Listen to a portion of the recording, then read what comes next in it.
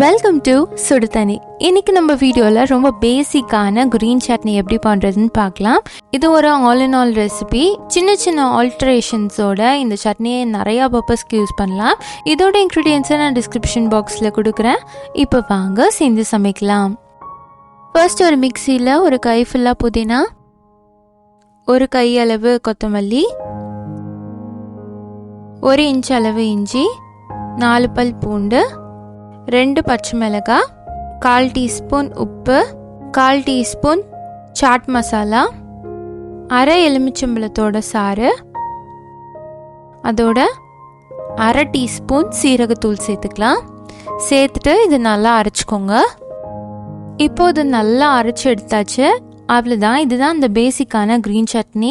இதோட நீங்கள் பொட்டுக்கடலை சேர்த்து அரைச்சிட்டு தயிரோட மிக்ஸ் பண்ணிங்கன்னா இதை ஒரு டிப் மாதிரியும் யூஸ் பண்ணிக்கலாம்.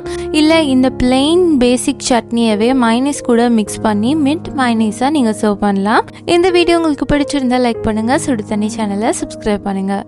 தேங்க்யூ.